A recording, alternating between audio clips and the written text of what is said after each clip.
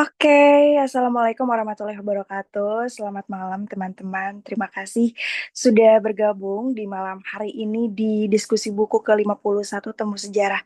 Gak kerasa ya, sudah 51 kali kita mengadakan diskusi.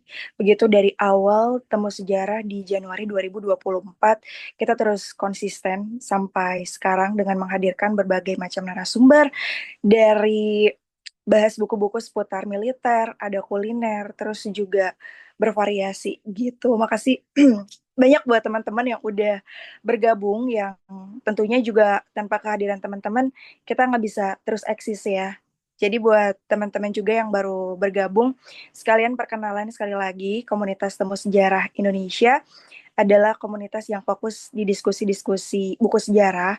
Jadi kemarin itu adalah sekalian ya kita memperingati hari ulang tahun ke-1 Temu Sejarah. Kita ngadain beberapa agenda teman-teman, mulai dari acaranya itu yang pertama ada juga lomba ya, lomba lomba pekan menulis artikel sejarah. Sebenarnya kalau dibilang lomba nggak lomba banget ya, karena hadiahnya nggak seberapa, cuman buku aja untuk para penulis terbaik gitu. Tapi di sini adalah lebih membangkitkan kembali nih semangat kita ya buat menggali sejarah, buat menulis gitu kan. Apalagi zaman sekarang banyak banget kayaknya informasi, terus juga AI dan lain sebagainya. Jadi mudah-mudahan kita terdorong lagi nih buat membuat sesuatu, apalagi berkaitan dengan sejarah. Nah, selain itu juga waktu kemarin di ulang tahun pertama Temu Sejarah, kita juga ngadain jalan-jalan walking tour ke Solo gitu. Kita kolaborasi sama Solo Society dan juga explore sejarah di sana. Ya, akhirnya bisa berjalan dengan baik juga. Terus kegiatan hari ini dan kemarin-kemarin di sepanjang bulan Januari, edisi spesialnya kita menghadirkan para penulis buku-buku sejarah yang khusus di sejarah yang umum ya. Kalau biasanya kita kadang random juga ada sejarah khusus Bandung gitu ya, karena aku domisilinya di Bandung. Banyak banget buku-buku terkait Bandung yang kita bahas. Terus juga kadang ada dari daerah mana, ada tokoh. Tapi kemarin di bulan Januari 2025 kita membahas secara lebih umum gitu dari para penulis yang nasional juga. Nanti next di bulan Februari ini ya, setelah pekan menulis artikel sejarah, kita bakal bahas juga buku-buku lainnya yang menarik. Jadi kalau teman-teman di sini juga punya ide nih, pengen bahas buku apa, terus punya kontaknya, boleh banget share di grup. Apalagi kalau anggota Temu Sejarah di sini boleh juga jadi moderator. Jadi sekalian kita belajar jadi moderator juga gitu ya, nggak cuma belajar sejarahnya aja, teman-teman. Dan senang banget ya, sekalian di pekan hari ini juga kita ngebahas terkait dari inspirasi sejarah Indonesia. Nah, kenapa kemarin tuh diangkatnya inspirasi sejarah? Karena sejarah tuh luas banget ya. Pasti banyak hal yang bisa digali, tapi mudah-mudahan dari sejarah-sejarah itu ada yang menginspirasi kita supaya juga bisa jadi motivasi nih buat generasi masa kini atau para pembaca buat lebih aware sama sejarah dan juga bisa sama-sama membangun negeri ini gitu ya. Oke, terima kasih. Senang banget di sini juga hadir sudah hadir ya para penulisnya, ada Kak Adi Patra, Kang Maman, Kak Nikolas juga ya sudah ada, dan Pak Waryanto juga kayaknya sudah gabung ya buat nanti mengulas dari artikel terbaiknya begitu. Oke, tanpa berlama-lama ya karena pembukaannya lumayan lama ini. Ada tiga penulis terbaik dan penulis favorit. Jadi di antara sekian banyak tulisan yang masuk, teman-teman, ada 144 tulisan gitu ya, kita kurasi dari tim lomba gitu, sama ada tim yang ini juga mengupload, terus ada berapa tulisan yang pada akhirnya ini cukup menginspirasi dan cukup bagus nih buat di-share dan mendapatkan apresiasi, begitu. Terima kasih buat antusiasmenya dan terima kasih juga buat para penulis terbaik, begitu. Ada Kang Maman tadi ya, guru juga, Kak Dipatra ini bekerja di ini ya, sepertinya pemerintahan. Kak Nikolas masih mahasiswa dan Pak Toto juga dari pemerintahan. Mungkin kita pengen nanya-nanya sama para penulisnya, kita sapa dulu mungkin ya. Halo, hai. Kang Maman, Kak Niko, Kak Adik, Pak Waryanta ada di Zoom. Boleh sapa-sapa dulu, apa kabar? Baik. Sehat ya? Ya, Mbak. Oke, siap. Jadi kita pertama nih akan mendengarkan dulu terkait dari artikelnya, idenya, dan lain sebagainya gitu ya. Yang pertama dari Kak Nicholas boleh deh. Boleh ya, dari Kak Nicholas dulu ya, sebagai penulis favorit. Nah ini, Kak Nicholas ini nulis terkait juga refleksi dari peristiwa G30 SPKI ya, dan bagaimana merekonstruksi kembali nih, karena saat ini kayaknya masih banyak ya misunderstanding, kemudian juga hal-hal yang masih tertutup gitu. Jadi yang menarik dari artikel Kanikolas ini adalah mengajak kita nih supaya juga bisa mengambil sesuatu yang mungkin orang mainstreamnya apa, terus menyajikan sesuatu. Boleh diceritain dong Kak terkait artikelnya. Sekalian kenalan dulu, kenalan lagi Kanikolas nih sekarang mahasiswa semester, tadi semester berapa ya, terus domisilinya di mana. Silakan Kakak. Oke, makasih Pak untuk kesempatannya. Eh, Terima kasih juga untuk Temu Sejarah dan selamat ulang tahun tentunya untuk komunitas Temu Sejarah. Eh, Sebelumnya perkenalkan diri saya Nicholas Supriyanto, mahasiswa Ilmu Sejarah Universitas Sumatera Utara semester 6. Saat ini masih semester 6. Tulisan saya sebelumnya berjudul Refleksi Masa Depan Melepas Stigma PKI dan Menuju Rekonsiliasi. Alasan pertama yang menginspirasi tulisan saya ini sebelumnya karena pengalaman buruk saya sendiri di tingkat SMA di mana karena saya beretnis Tionghoa, guru sejarah di bangku SMA ketika itu memberikan statement yang menurut saya cukup buruk lah, mengatakan bahwa sebaiknya tidak berteman dengan orang Cina karena mereka berhubungan dengan PKI. Berangkat dari kalimat ini, saya terinspirasi dan ingin menggali lebih dalam terkait apa itu sebenarnya PKI dan apa yang terjadi di peristiwa masa lampau. Mungkin ini yang menarik pertama kali terlebih dahulu untuk artikel ini. Kemudian mengapa saya memilih menulis tulisan ini? Karena bagi saya masih menimbulkan banyak pertanyaan. Terlebih di kalangan masyarakat umum, kita pasti hanya mengetahui garis-garis umum saja peristiwa ini. Seperti pembunuhan 7 jenderal dan 1 letnan, kemudian peristiwa-peristiwa yang terjadi di beberapa daerah lain termasuk di Tanjung Merawat, mungkin itu saja yang kita pahami dan kita pelajari di lingkungan sekolah. Ketika saya memasuki tingkat perguruan, saya justru mempelajari hal baru bahwa di tahun 1965 itu terjadi sebuah peristiwa yang lebih besar dampaknya setelah peristiwa di malam dini hari 1 Oktober itu. Berangkat dari kumpulan pemicu tersebut, hal ini saya anggap perlu untuk dituliskan dan menjadi refleksi kita bersama sebagai orang yang tertarik dan bergerak di sejarah untuk memberitahu kepada publik begitu bahwa ya yang terjadi di tahun 1965 itu tidak hanya pembantaian terhadap jenderal-jenderal tersebut, namun masyarakatnya juga ikut terbantai. Berbantai maksudnya seperti apa? Mereka yang dituduh simpatisan, mereka yang dituduh menjadi anggota partai dan underbow dari PKI itu dibantai. Sebenarnya siapa yang bersalah juga sampai hari ini masih menjadi perdebatan. Itu saja belum selesai.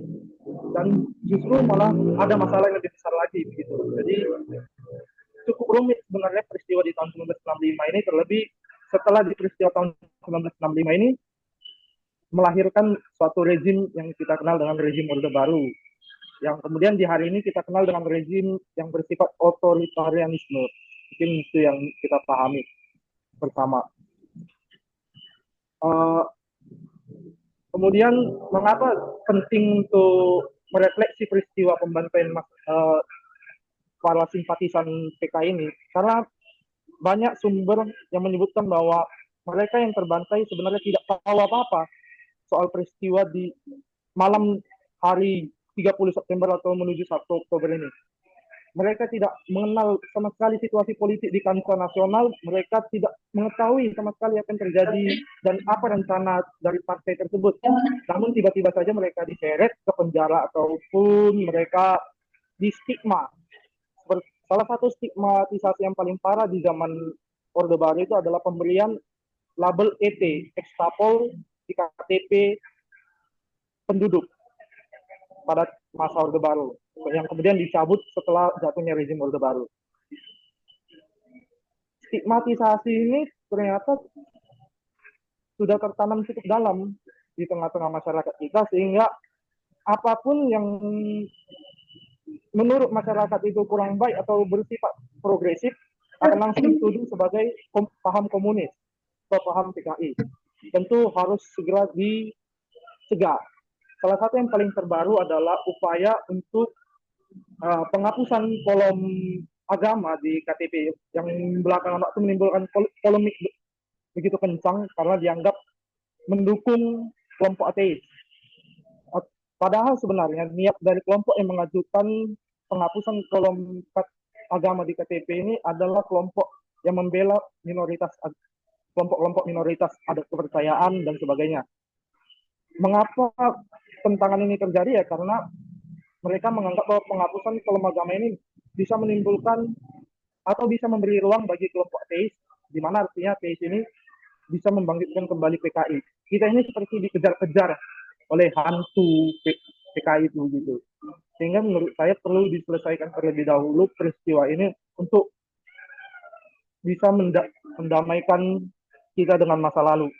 Penting, begitu penting letak isu ini untuk diletakkan dalam kancah sejarah nasional karena seperti yang kita tahu bahwa sampai hari ini belum kita sebagai bangsa Indonesia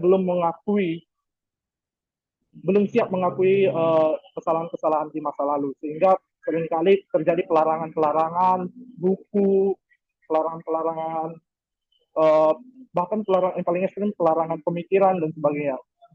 Mungkin gitu Mbak, uh, alasan saya menulis artikel ini. Wah, luar biasa ya Kak ya. Jadi ini ada pesan juga kayaknya yang ingin disampaikan sama Kaniko gitu untuk masyarakat ya. Jadi apa nih Kak kalau misalnya ada satu kesempatan yang pengen Kakak sampaikan nih dari artikelnya? Yang ingin saya sampaikan tentunya bahwa masyarakat perlu aware dengan kesalahan-kesalahan bangsa kita sendiri di masa lalu, terkait bisa dibilang itu adalah salah satu kejahatan HAM berat. Kita harus sadar bahwa bangsa kita ini juga bisa melakukan dosa, karena dengan demikian kita bisa melahirkan pemikiran-pemikiran yang tidak seragam. Pemikiran-pemikiran yang tidak seragam ini penting dalam kehidupan berdemokrasi. Gitu menurut saya. Karena kalau pemikiran yang seragam tentu sudah kita lihat di zaman Orde Baru yang selama 32 tahun berusaha menyeragamkan pemikiran, di mana kelompok kanan, kelompok kiri, kelompok kanan dalam hal ini adalah gerakan-pergerakan Islam, dan kelompok kiri ini pergerakan seperti sosialis dan komunis ini disakar habis. Jadi penyeragaman ini menurut saya cukup menyulitkan kita untuk berkembang menjadi bangsa yang lebih besar. Siap, terima kasih banyak Kak Nicholas. Sebenarnya pengen ngulik lebih lanjut ya, tapi kita juga ingin mendengar dari penulis yang lain. Nanti kita balik lagi ke Kak Niko ya, setelah beberapa penulis yang lain. Nanti teman-teman juga boleh setelah pemaparan para penulis kita, nanti boleh banget kalau misalnya ada yang mau bertanya lagi atau ngasih pendapat. Oke, makasih Kak Niko. Kita lanjut dulu ke Kang Emaman Sumaludin. Ya Silakan. baik, ya baik. Terima kasih banyak. Ya, Assalamualaikum warahmatullahi wabarakatuh. Waalaikumsalam. Selamat malam, salam sejahtera untuk kita semua. Eh, Alhamdulillah pada kesempatan yang berbahagia ini saya merasa sangat bahagia dan luar biasa berada di antara teman-teman yang memang memiliki passion itu dalam bidang menulis. Ini sesuatu yang sangat berharga sekali. Saya pribadi ini adalah orang yang masih belajar untuk menulis. Di sini memang saya setelah lihat-lihat ini banyak sekali orang-orang hebat di sini. Sebelumnya, perkenalkan nama saya Muhammad Bambang Sumaluddin. Kebetulan saya seorang guru juga, guru sejarah di SMA Negeri 4 Bandung. Eh, Salah satu apa hobi saya yaitu belajar menulis dan tulis menulis selain traveling seperti itu ya. Jadi salah satu inspirasi saya juga salah satunya dengan jalan-jalan. Saya banyak menemukan beberapa hal. Salah satu hal yang kenapa saya kemudian mm, menulis sebuah judul dengan judul artikel yaitu Kaum Daeng Sutikna, Bapak Angklung Indonesia, karena memang saya punya kedekatan tersendiri secara emosional. Kebetulan saya di kampus itu aktif di Kabumi, Keluarga Besar Bumi Siliwangi. Salah satu eh, kegiatan itu adalah mengembangkan kesenian kebudayaan salah satunya angklung. Nah, setiap saya main angklung itu banyak sekali tuh ciptaan beliau, beberapa lagu yang ditulis kulik-kulik sebagai anak sejarah. Saya itu anak mahasiswa pendidikan sejarah. Saya tertarik dengan tokoh ini siapa? Ternyata Bapak Daeng Sutikna itu bukan orang Bugis, tapi orang Sunda seperti itu. Jadi ada beberapa latar belakang kenapa beliau namanya dikasih nama Daeng Sutikna ya. Jadi memang ini orang yang sangat unik. Dia bukan pahlawan nasional, dia tokoh lokal bisa sebut. Tapi memang peranannya sangat mengglobal sehingga sampai sekarang angklung ditetapkan sebagai warisan dunia benda oleh UNESCO semenjak 2010. Beliau memang hanya seorang guru, eh, tapi memang peranannya sangat besar sekali. Nah, itulah salah satu latar belakang saya juga memang kebetulan sebagai seorang guru yang kemudian banyak sekali mencari referensi karena memang seorang guru itu harus banyak membaca. Jujur saya masih kurang membacanya, kemudian saya juga masih banyak belajar untuk menulis seperti itu sehingga saya mencari tokoh-tokoh mana saja yang bisa mungkin dibawa ke kelas sebagai seorang guru. Itu salah satu tugas kami, salah satunya tidak hanya stop sampai membaca dan nulis saja, tapi kita menceritakan dan berdiskusi. Salah satunya ada tokoh eh, Daeng Sutikna yang dikenal sebagai Bapak Angklung Indonesia seperti itu. Nah, beliau ini kenapa saya menulis tulisan ini memang salah satunya juga ada sebuah ungkapan dari beliau, bahkan ada sudah Google Doodle yang kemudian muncul saat itu di tahun 2016, tepatnya di tanggal eh, 13 Mei. Saat itu Google Doodle-nya memunculkan tokoh Daeng Sutikna. Nah, ini kan membuat orang-orang heran, ini siapa sih gitu kan Daeng Sutikna dan sebagainya. Ternyata beliau adalah sosok yang sangat berpengaruh penting bagi perkembangan kebudayaan. Salah satunya adalah angklung. Tapi tidak hanya kebudayaan, tapi ada proses yang lebih dalam lagi yaitu adalah pendidikan. Jika digambarkan ada sosok dan Sutikna, kemudian dengan angklungnya ada dua anak kecil seperti itu, dan salah satu ungkapan yang membuat saya sangat terenyuh, salah satunya adalah belum meneruskan seperti ini bahwa tujuanku adalah memperkenalkan alat musik angklung kepada sebanyak mungkin orang-orang agar dikenal di mana-mana. Dan kepercayaanku musik adalah bahasa universal dan paling populer di seluruh dunia. Dalam hubungan inilah saya mengharapkan angklung dapat menggalang perdamaian dunia yang kita cintai dan dambakan. Jadi memang angklung tidak hanya sebagai alat pendidikan, tapi angklung menjadi media diplomasi perdamaian yang nantinya dalam puncak peranan seorang dari ketiga adalah dia nanti ikut serta dalam bagian dari soft diplomasi. Nah, soft diplomasi itu melalui media angklung sebagai media diplomasi. Saat itu memang beliau berperan penting dalam pertunjukan di konferensi Asia Afrika Bandung tahun 1955. Ini adalah salah satu kebanggaan bahwa memang saat itu ketika memang Soekarno agak agak kurang suka dengan kebarat-baratan, muncul musik tradisional tapi dengan apa ya, dengan sesuatu yang berbeda ya. Biasanya kan kalau kita kenal angklung itu ada istilah angklung buhun, yaitu angklung yang memang nadanya eh, terdiri dari apa, nada-nada yang mungkin kita kenal seperti la minati lada, nah seperti itu, kemudian diubah menjadi nada apa nama diakronik seperti itu, atau nada tuts piano yang kita kenal sekarang. Nah, memang ini salah satu latar belakang saya kenapa mengusulkan sosok beliau seperti itu. Salah satunya adalah memang beliau ini adalah salah satu orang yang sangat kreatif menurut saya pribadi. Dia mengubah eh, angklung buhun menjadi angklung apa namanya dengan nada yang lebih modern seperti itu. Mungkin lebih lebih universal ya untuk diperdengarkan. Karena memang berawal dari keterbatasan. Jadi saat itu beliau memang ya, sebagai seorang apa ya, menak Sunda yang mendapatkan kesempatan untuk bersekolah. Beliau lahir di Garut, kemudian bersekolah dan akhirnya nanti mengajar salah satu yang di Kuningan. Saat mengajar, beliau itu banyak mengalami keterbatasan agar anak-anaknya itu bisa apa sih bisa bermain musik dengan mudah, kemudian dengan murah alat musik yang lebih murah dan semuanya bisa main bersama secara massal.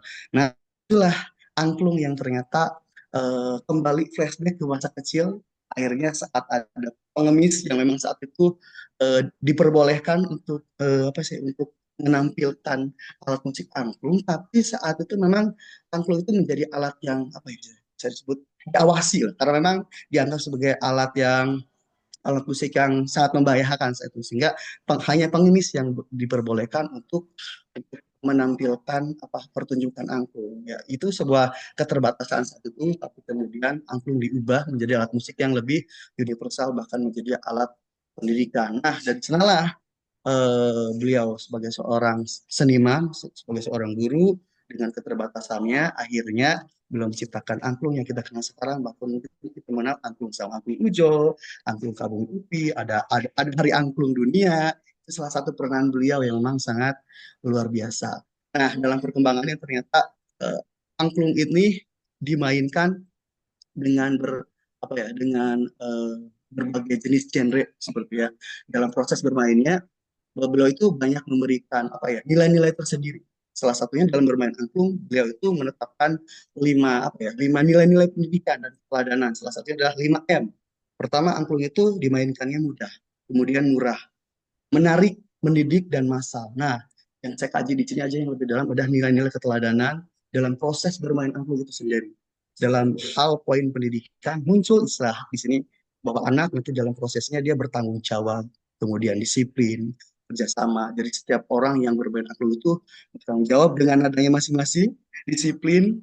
Jadi kalau dia kebagian nadanya do, tidak do kemudian re ini harus sesuai dengan nadanya, tidak boleh apa ya melenceng seperti itu. Kemudian adanya demokrasi, solidaritas, toleransi, gotong royong. Tapi yang terpenting dari itu adalah filosofi dari angklung adalah bahwa beliau itu tidak hanya sekedar mewariskan kebudayaan, tapi ada satu pesan gitu bahwa dari angklung lah beliau memberikan apa namanya pesan bahwa kita itu hidup dalam perbedaan.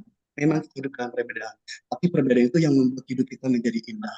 Dari sinilah kenapa angklung menjadi alat musik yang sangat indah untuk kita dengar, sebetulnya karena ada peranan yang sangat luar biasa. Perjuangan seorang Daeng Sutikna, ya, seorang anak apa ya, anak Sunda dalam artian yang mendapatkan gelar itu uniknya gara-gara sahabat ayahnya itu namanya Daeng dan dia cerdas. Karena dia cerdas, akhirnya ya udah anak saya mendingan dikasih nama saja namanya Daeng karena memang sahabatnya sangat cerdas sekali. Dengan harapan anak itu menjadi anak cerdas. Jadi dia namanya Daeng seperti Bugis tapi seperti orang Sunda, Menak Sunda ya. Seperti itulah salah satu contoh tokoh Sunda yang punya peran penting yang mungkin belum belum itu dikenal, orang mengenalnya angklung, ada salah satu alat musik yang sangat indah untuk didengarkan, tapi di balik itu ada satu sosok yang sangat luar biasa. Salah satunya ada Daeng Sutikna yang sampai saat ini murid-muridnya masih ada. Salah satunya saya eh, mewawancari juga salah satu murid yang masih ada. Kebetulan senior saya di Kabumi UPI dan saya wawancara dengan beliau, ternyata banyak sekali ilmu-ilmu yang didapat. Eh, Kenapa angklung sampai bertahan sebagai warisan budaya tak benda, tidak hanya sebagai alat pendidikan, kalau kalau dulu sebagai bagian dari upacara ritual, tapi sekarang menjadi alat pendidikan, hiburan, bahkan menjadi bagian dari diplomasi, kebudayaan dan perdamaian.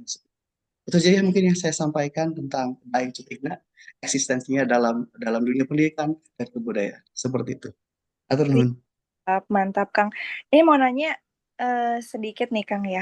Kan aku Ya. baca artikelnya, wah ini cara pengemasannya menarik ya dari artikelnya. Karena kalau saya orang Bandung, Saung Angklung Ujo mah udah hafal gitu ya. Tapi kalau Ya. baca tulisan Kang Maman ini, aduh enak nih dibacanya runtut. Nah ini dari penulisan sendiri gimana nih, Kang? Supaya menghasilkan sesuatu yang enak buat dibaca dan tersusun.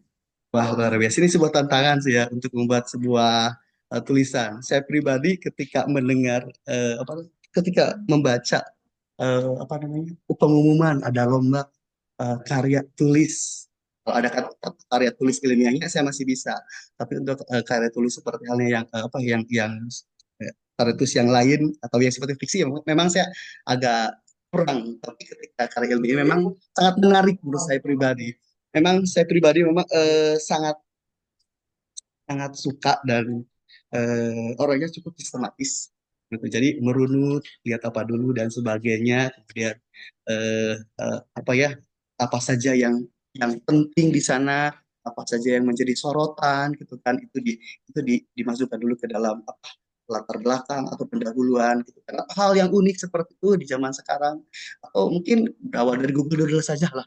Oh, ada siapa ini orang yang memang kita tahu, kemudian dimunculkan di bab satu, baru kemudian di bukunya kita mulai kulik-kulik apa saja yang menjadi kelebihan, kemudian latar belakang dia dalam pendidikan sebagaimana, kemudian eh, kenapa sih dia bisa jadi sepopuler itu, gitu kan. Kemudian diakhiri dengan apa sih yang bisa kita pelajari, karena memang latar belakang saya sebagai seorang guru yang masih banyak belajar, kami terus mencari-cari apa sih nilai keteladanan dari seorang pahlawan. Jadi akhirnya muncullah apa namanya apa, pola pikir yang ditulis dalam tulisan sederhana tersebut yang pada intinya tidak hanya sebuah struktur saja, tapi ada sebuah pesan yang bisa diambil seperti itu. Mantap, siap. Hatur nuhun, Kang Maman. Ya, sama-sama. Ya, nanti kita ngobrol-ngobrol lagi, tapi kita ke penulis berikutnya dulu ya, teman-teman ya. Siap. Ada Kak, oke, Kak Adipatra Kenaro dulu, mungkin boleh, silakan Kak Adipatra. Sekalian perkenalan dulu ya Kak ya, buat aktivitasnya dan lain-lain. Banyak kedengeran. Siap, kedengeran Kak. Oke, sebelumnya perkenalan teman-teman semua, saya Dipatra Kenar Wicaksana. Saya sebenarnya mungkin bisa dibilang agak secara background agak berbeda jauh seperti apa ya, berbanding terbalik lah sama teman-teman yang mungkin terpilih menjadi penulis terfavorit atau penulis terbaik, karena background saya sebenarnya kesehatan masyarakat. Jadi saya mungkin kalau untuk perkenalan awal, saya bekerja di surveyor teman-teman, sebagai pencari data terkait kebijakan lingkungan. Nah, mungkin langsung juga masuk kali ya Kak Tiwi ke bagian penulisan. Jadi kenapa sih hari ini saya coba ambil tema atau pembahasan yang memang fokusnya pada terkait sejarah, karena pertama-tama itu mohon izin sebentar saya.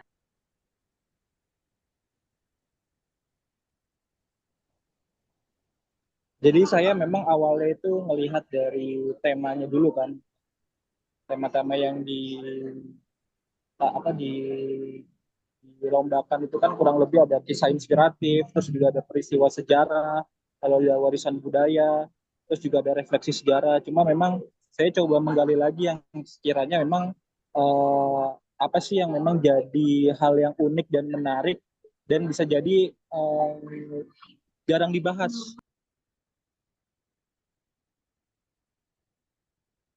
Mohon maaf ya Kak Tiwi agak dan teman-teman kalau misalkan kurang proper, karena memang di sini agak kurang berisik, jadinya mohon maaf sekali lagi. Nah, kembali lagi, makanya saya coba ambil tema yang sekiranya jarang diambil orang-orang, yaitu terkait perjuangan lokal yang jarang diketahui.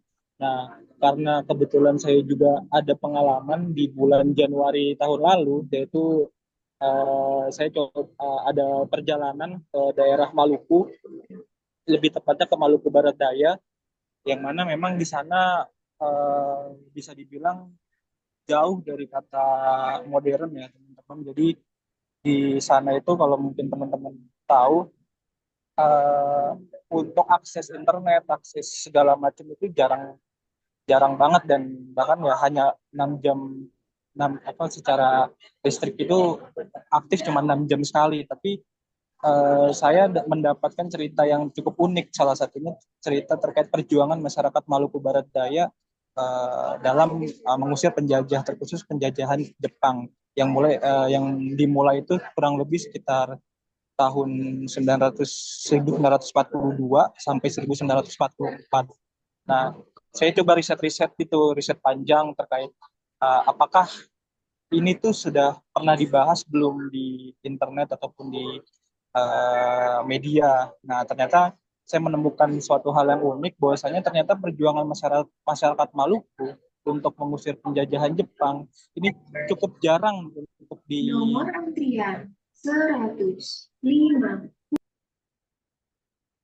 cukup jarang dibahas, terutama dari segi Maluku Barat Daya sendiri. Padahal mereka punya sisi perjuangan-perjuangan yang unik. Nah, makanya saya coba ambil terkait judul saya itu terkait perjuangan masyarakat Empelawas dalam perjuangan mengusir penjajahan Jepang di tahun 1944. Jadi dari artikel tersebut saya coba apa namanya?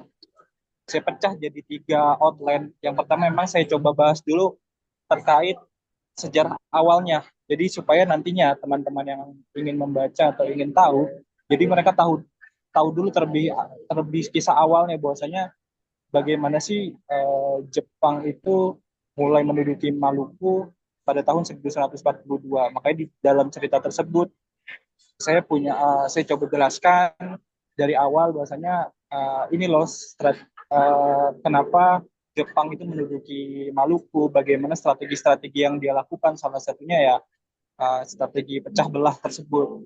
Nah, yang jadi unik juga mungkin dari segi artikel saya adalah selain saya memang wawancara secara langsung kepada masyarakat, terutama pada kepala adatnya langsung, saya juga kebetulan dapat bukunya juga, buku yang memang menjelaskan sejarah secara lengkap terkait perjuangan masyarakat Maluku Barat Daya terkhususnya di Emplawas. Jadi ini satu-satunya buku mungkin yang diterbitkan oleh namanya Mezak Wakim. Jadi ya mungkin itu bisa dibilang jadi nilai plus dalam tulisan saya.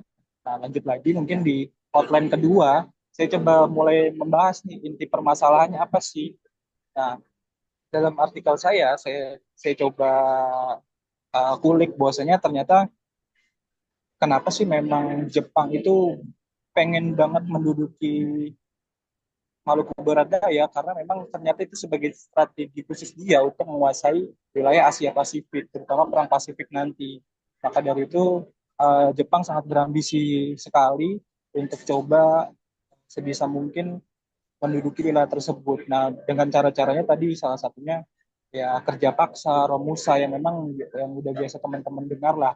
Dan itu tapi dengan sedikit bumbu-bumbu yang memang agak lebih kejam bisa dibilang. Kenapa? Karena dalam ceritanya bahwasanya di artikel saya ini Nomor antrian 150.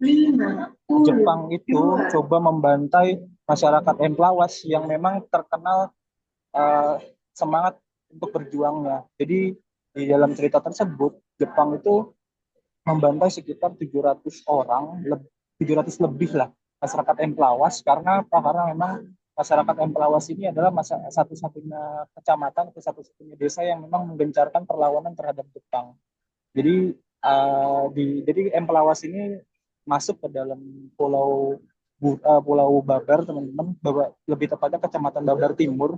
Jadi di Pulau Babar ini pulau besar sebenarnya, tapi memang yang paling sangat-sangat berjuang adalah masyarakat Emplawas. Maka dari itu Jepang sangat benar-benar bahasanya geram mungkin ya sama masyarakat Emplawas. Maka dari itu dibantailah sekitar 700 orang dan hanya menyisihkan sekitar 10 orang atau yang ya hanya sedikit lah kurang lebihnya. Dan pembantaian itu dilakukan di tanggal 5 Oktober 1944 pada pagi hari di Kali Tiwi yang memang pada akhirnya kali tersebut yang awalnya mungkin bisa dibilang jernih juga ya airnya hingga berubah menjadi warna merah darah. Kurang lebih sih isi dari artikelnya kayak gitu Kak Tiwi. Jadi dan teman-teman jadi saya di sini sih coba ingin menjelaskan atau memberikan apa ya bahasanya semangat ke teman-teman bahwasanya ternyata masih banyak loh sejarah-sejarah yang memang belum bisa diungkapkan oleh negara, bahkan juga dari segi perjuangan-perjuangannya. Maka dari itu saya coba ambil tema ini, judul ini tujuannya untuk memberikan motivasi ke teman-teman supaya teman-teman juga bisa mengulik lagi nih, ternyata sejarah di Indonesia tuh ada yang unik juga loh, ada yang perjuangan ini juga loh, seperti itu kurang lebihnya. Nah, ini juga dari Kak Adi Patra sempat wawancara juga ya Kak buat Iya, benar. ini seperti apa sih Kak? Wawancara secara langsung. Itu buat wawancaranya gimana sih Kak sampai bisa menemukan wah ini datanya valid nih ya, kejadiannya terjadi nih. Gimana Kak? Maaf. Buat proses wawancara ke penduduknya gitu Kak, seperti apa sih Kak? Supaya biar data. Jadi waktu saya hadir di Desa Empelawas itu, saya memang sempat janjian sama salah satu kepala desanya. Kebetulan kepala desanya itu juga merangkap menjadi kepala atau ketua adat lah. Kalau mungkin di bahasa Maluku atau bahasa lokalnya kepala SOA. Jadi saya coba ajak beliau koordinasi, terus juga buat janji. Akhirnya kita bertemu di Desa Empelawas itu secara langsung. Pertama memang saya coba siapkan ada kuesioner sendiri sih. Jadi kuesioner dan juga pertanyaan in-depth. Jadi memang saya wawancara mendalam juga ke beliau, dan juga beliau pun juga memberikan akses kepada salah satu ketua adat yang memang di apa ya, secara cerita itu temurunkan sama leluhur. Jadi saya mendapatkan informasinya, bahasanya kalau sekarang informasi A1 kali ya. Jadi secara nggak langsung dapat akses ke sana gitu. Kurang lebih sih kayak gitu sih Kak Tiwi.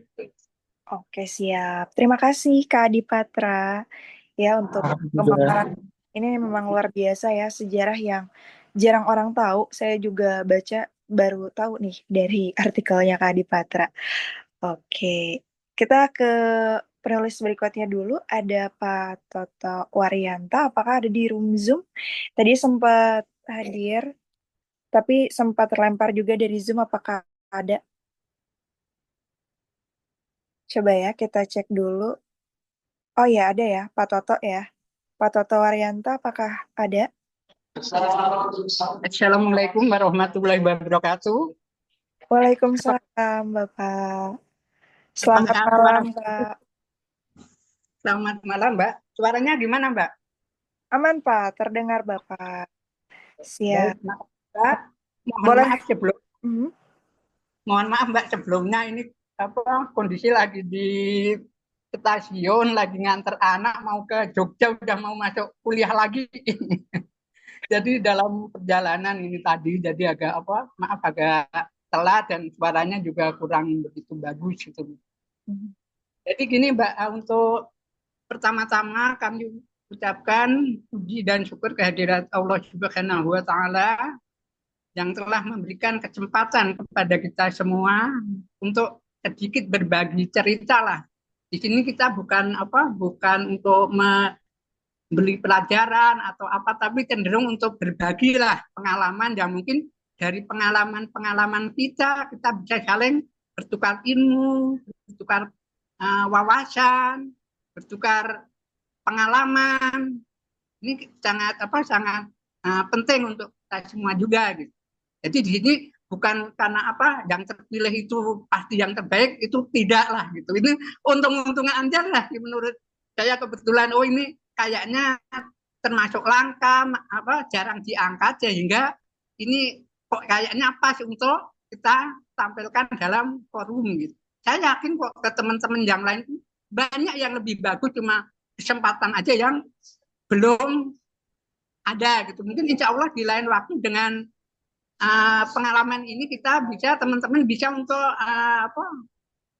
mengganti kita gitu. Mereka berkirim karya, nanti akan lolos lagi berdasarkan dari ternyata masing-masing punya ini kok, kelebihan si A itu seperti ini, si B seperti ini, kekurangan seperti ini. Akhirnya mereka dapat meramu dan mereka pun bisa belajar jauh lebih baik daripada kita yang untuk pertama kali ini mungkin lolos dalam seleksi gitu. Mungkin itu pesannya. Terus sebelumnya kami perkenalan Mbak ya, tapi nama di pena, kebetulan kami alhamdulillah pernah menerbitkan sekitar 10 buku, udah masuk di Perpusnas juga. Salah satunya perpus tentang bukunya itu berkaitan dengan kenapa Jogja itu ada orang yang punya rumah itu agak susah gitu. Jadi orang desa susah di rumah itu salah satu cerita yang berasal dari latar belakang di Jogja. Itu susahnya orang Jogja itu untuk mempunyai rumah. Kenapa ini waktu itu kami bisa lolos menjadi buku dan diterbitkan di Perpusnas? Kebetulan karena memang itu agak unik ya, karena latar belakang kami dari Badan Pertanahan Agraria BPN. Kebetulan kantor kami kalau teman-teman main ke Jakarta, ke Monas, ke HI, silahkan mampir, tepatnya di belakang Gedung Sarina di lantai 2. Nah di situ kantor kami, dan kami walaupun pertanahan, kami lebih cenderung ke pendekatan masyarakat. Orang kan stigmanya pertanahan itu kan dengan sertifikasi tanah, mengeluarkan sertifikat, sengketa tanah. Kami bukan. Kebetulan kami berkaitan dengan penguasaan tanahnya seperti apa, penggunaan tanah seperti apa. Terus lebih cenderung ke pembangunan masyarakat yang termarginalisasi. Nah, jadi kenapa kami tertarik dengan penulisan sejarah? Karena kami memang bergoleknya seperti itu. Kita pendekatan ke masyarakat seperti gimana sih penataan kawasan kumuh misalnya seperti itu. Kita harus pendekatan kepada masyarakat menolak. Kita gimana supaya mereka itu ayo tanahnya itu kita sertifikatkan, kita tata. Terus respon mereka seperti apa? Hal-hal seperti itu yang kita coba elaborasi sehingga menjadi tulisan yang muncul di forum diskusi ini, Mbak. Terus berkaitan dengan kenapa kami mengambil tentang Buk Renteng dan Selokan Van der Weyck. Ini mempunyai latar belakang sebenarnya yang panjang, tapi sayangnya tulisan-tulisan berkaitan dengan Van der Weyck itu nggak ada gitu. Sangat susah, masih sedikit sekali. Makanya kita mencoba untuk mengelaborasi ya supaya ini bisa gimana sih keangkat, mudah-mudahan dengan adanya forum seperti ini membuka wawasan, ini ternyata ada hal yang bagus kok. Sebenarnya apa sih kelebihan Van der Weyck itu? Sebenarnya gini, kalau di Jogja itu dari abad 17 lah, abad 17 itu kan di Jogja itu ada 2 tempat yang terkenal namanya Selokan Mataram dengan Selokan Van der Weyck. Kalau Selokan Mataram ini sendiri ini sangat berkaitan dengan keinginan waktu itu Raja Keraton Jogja itu pengen menghubungkan antara Kali Tode sampai dengan Progo. Itu jaraknya itu hampir 50 kilo ada itu, membelah dari ujung barat sampai ke ujung timur di Jogja. Sementara kalau Selokan Van der Weyck ini di sebelah baratnya. Jadi kenapa ini 2 selokan ini ada? Karena Joyoboyo dulu pernah menulis, seandainya kalau kerajaan Mataram ini ingin berjaya, harus bisa menghubungkan 2 sungai, yaitu Sungai Tode dengan Sungai Progo. Makanya dibuatlah sungai-sungai itu, tapi bukan dengan teknologi modern. Mereka itu sebenarnya membuat sungai itu untuk pertahanan. Jadi tahap berapa lubang, berapa meter, berapa lubang, jadi sampai puluhan tahun baru menjadi sungai. Di antara Sungai Selokan Mataram dengan Progo ini, ujung Progo ini sebenarnya di Kabupaten Magelang. Di antara Sungai Progo ini, di Sleman bagian barat, itulah dibikin oleh Van der Weyck, yaitu tahun 1800 sampai 1900-an itu dibuat selokan yang tujuannya itu untuk mengairin perkebunan tebu. Karena kala itu ada 13, di Jogja itu ada 13 perusahaan pabrik tebu yang didirikan oleh VOC. Jadi untuk mengairin ini, maka dibuatlah selokan itu hampir sepanjang 20 km, itu bisa mengairi hampir 20.000 hektar. Jadi sangat luas itu. Sampai sekarang kalau dulu difungsikan untuk mengairi tebu, tapi kalau sekarang untuk mengairi sawah-sawah. Sawah yang sekarang digunakan untuk menanam padi. Makanya di daerah sepanjang selokan Panderweg ini disebut lumbung padinya di Jogja. Karena hampir setahun itu ditanamin padi terus. Kalau daerah lain di Jogja, di Jawa Tengah itu kekeringan, di sini surplus gitu. Begitu surplusnya daerah itu, sampai-sampai sungainya itu bisa dibikin pembangkit listrik hidromikro. Itu pun yang dilakukan oleh UGM. Dan itu ternyata sangat bermanfaat. Bisa memberi arus listrik untuk 10 rumah yang kebetulan untuk orang yang tidak mampu. Dan juga dimanfaatkan oleh kantor kelurahan. Inilah salah satu kelebihan dari selokan Panderweg itu. Nah, terus ada lagi yang di sepanjang selokan Panderweg itu yang kami jadikan judul itu ada Buk Renteng. Sebenarnya apa sih Buk Renteng itu? Inilah yang sangat unik. Buk Renteng itu yaitu sungai itu berada di atas jalan. Di jalan, sampingnya itu ada sungai yang dibuat tembok hampir sekitar 3-4 meter. Itu ada di situ. Gitu. Dan ini anehnya lagi, ini secara teknologi, ini orang terkagum-kagum. Karena justru Panderweg ini waktu membuat itu udah pakai teknologi gravitasi, tapi gravitasi yang alam. Bukan gravitasi mekanis kayak sekarang. Dan itu sungai itu panjangnya hampir aja 500 meter. Dan di bawah sungai itu bisa dilalui jalan juga. Di bawah jalan ada yang namanya Kali Putih yang menghubungkan Toba juga. Dan kiri kanannya itu benar-benar indah banget. Karena apa? Di kiri kanan itu banyak tanaman-tanaman padi yang subur. Kalau kita menghadap ke utara, itu ketemulah pemandangan yang indah yang namanya Gunung Merapi. Kalau ke barat, itu ketemu pemandangan yang sangat indah, namanya Perbukitan Menoreh. Yang sekarang kalau teman-teman ke Jogja itu ada bandara JIA yang baru itu di kawasan Gunung Menoreh itu. Jadi makanya tahun 2023 kemarin itu sama teman-teman di kampung kami, kebetulan itu berada di kampung kami kecil dan besar di situ. Sampai tiap pagi dulu, tiap puasa itu ramailah main ke situ, ke Buk Renteng itu. Nah, kemarin 2023 itu diadakan festival Panderweg namanya. Nah, festival itu ternyata apa? Dia tujuannya itu untuk merefresh kembali, reaktualisasi dari fungsi selokan Panderweg gitu. Makanya lah diangkat di situ.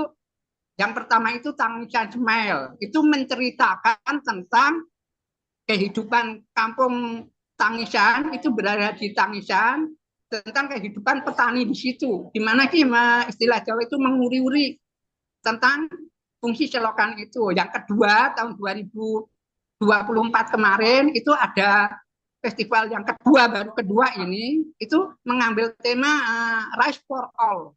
Jadi benar-benar membahas fungsi selokan ini untuk menghasilkan padi. Dia itu jadi di situ acaranya kenapa diambil Rice for All, beras untuk semuanya, karena dia pengen mengingatkan orang itu kan tahunya makan itu nasi udah di depan kita, tapi nggak mau menoleh ke belakang gimana sih proyek ini dilakukan, gimana sih kebutuhan airnya, gimana sih petaninya susah. Akhirnya lah di situ diadakan semacam festival itu ada yang namanya Ngobras, khusus dialog tentang ngobrol masalah beras itu. Yang kedua ada itu festival budaya-budaya adat yang ada di situ, terus penjualan makanan-makanan khas daerah, terus kerajinan-kerajinan daerah yang di situ seperti gula, wayang kulit, kerajinan anyaman bambu itu kan khas di Jogja banyak, dijualah di situ gitu. Dan kebetulan justru ini yang kedua ini mendapat penghargaan dari Kementerian Pariwisata sebagai the best festival, mengalahkan dari 7 festival yang ada di Jogja yang udah puluhan tahun dilakukan. Itulah yang akhirnya uh, menimbulkan semacam di Jawa itu greget, semangat untuk mengadakan itu. Dan itu kalau kita lihat ke depannya itu sangat bagus. Kenapa kami katakan bagus? Karena sekarang di Jogja itu lagi dibangun tol antara Solo ke Jogja, Jogja ke Semarang, sama dari Jogja ke bandara nanti sampai ke Semarang. Ini itu posisi tol Jogja dengan apa yang menuju Semarang itu dari exit tol itu cuma sekitar 1 kilo. Jadi benar-benar kalau itu nanti ke depannya kita kemas untuk pengembangan pariwisata, itu benar-benar apa sangat potensial gitu. Yang kedua, ini kan di Jawa Tengah ada yang proyek super premium yang Borobudur itu kan di situ ada 7 kilo dari Borobudur itu ada yang namanya Borobudur Highland. Itu letaknya nggak jauh juga dari situ gitu. Nanti kalau itu objek wisata yang super prioritas melalui jalan tol, dan kebetulan di samping tol itu yang ini rencana udah DED-nya udah jadi persis di jalan samping selokan Buk Renteng itu sepanjang Van der Wijk itu akan dibikin outer ring road untuk di Jogja. Jadi makanya ke depannya ini sangat benar-benar akan bagus gitu. Apalagi sekarang ada program dari Pak Prabowo yang menginginkan bahwa setiap desa itu mempunyai satu tujuan wisata, dan ini yang diangkat oleh teman-teman di daerah kami. Makanya kenapa ini kami angkat? Karena kedepannya kami melihat ini sangat bagus, tapi untuk penelitian sebelumnya itu masih sangat minim. Mungkin itu saja untuk memancing kita diskusi. Kalau ada yang dipertanyakan, nanti kita dalam diskusi, Mbak. Siap, Mungkin terima itu. kasih Bapak. Ya, ini juga informasi baru ya buat yang tidak tinggal di Jogja ya Pak, baru tahu ya terkait tadi sejarah Benteng Van der Wijk, terus Buk Renteng dan lain-lain. Siap, nanti kita akan tanya lebih lanjut, tapi ini teman-teman barangkali ada yang mau bertanya dari 4 penulis yang tadi sudah memaparkan hasil tulisannya, boleh banget ya. Mau by chat bisa atau mau raise hand juga boleh. Ini sudah ada pesan dari Kasiska ya, kita bacakan dulu. Ini salam kenal Pak Toto, menarik angle tulisan yang Bapak angkat. Kaitannya dengan pertahanan, izin bertanya bagaimana pendapat Bapak tentang fenomena pertanahan ya, maksudnya ya, pertanahan yang belakangan ramai khususnya di pesisir Tangerang dan penggusuran perumahan di Bekasi. Padahal SHM apa nih kayak? Ya, padahal itu seperti itu Pak. Bagaimana Pak nih terkait penggusuran Pak? Terima kasih Mbak Tiwi, terima kasih ke Masnya yang bertanya.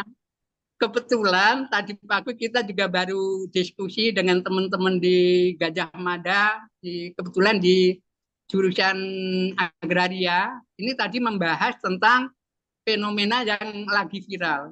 Kebetulan juga kami waktu itu sebelum ini tahun 2012 sampai 2013, kebetulan kami ngurusi pesisir, pulau-pulau kecil dan wilayah perbatasan. Termasuk peraturan Menteri Agraria 17 tahun 2016, kebetulan kami yang memproses Mbak, kami yang mengawal, kan kami yang menyampaikan ide juga. Jadi sebenarnya ide ini udah lama ya Mbak, karena tugas kami perlu sampaikan kepada teman-teman juga, tugas BPN itu salah satunya harus memberikan kepastian hukum kepada masyarakat. Ini kewajiban dari kami. Seandainya kewajiban ini tidak dilaksanakan, kami berarti AB. Kami enggak hadir dalam apa yang dihadapi oleh masyarakat.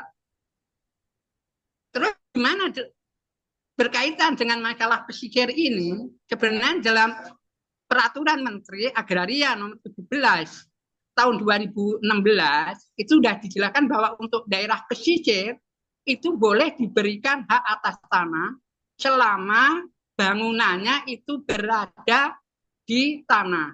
Berada di tanah itu gimana? Bisa benar-benar di pesisirnya, bisa juga yang di kolom air, tapi bangunannya menancap di dalam tanah. Kan nggak ada bangunan yang di atas tapi nggak ada pemancarnya terus terbang kemana-mana. Nggak ada bangunan yang di pantai itu seperti itu gitu loh.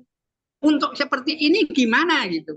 Ini kan jadi persoalan. Kewajiban BPN memberi sertifikat, tapi kalau itu nggak dikasih, kita termasuk AB, mengabaikan kewajiban kita. Akhirnya kita melakukan diskusi panjang lah dengan beberapa pakar dari berbagai kampus itu untuk merumuskan kebijakan aturan sebenarnya pemberian hak atas tanah di perairan itu gimana? Karena memang ada latar belakang yang panjang ya. Misalnya kalau kita lihat saudara-saudara kita di Suku Bajo, di Kepri, di Ambon, di Jayapura. Kebetulan kami waktu itu survei semua itu, termasuk di Balikpapan, Manado, kita datangin semua. Itu orang udah turun temurun, bahkan ada yang ratusan tahun itu udah berada di pantai. Dia mendiami daerah itu. Terus apakah mereka akan dibiarkan? Sementara orang yang di darat boleh mendapatkan sertifikat.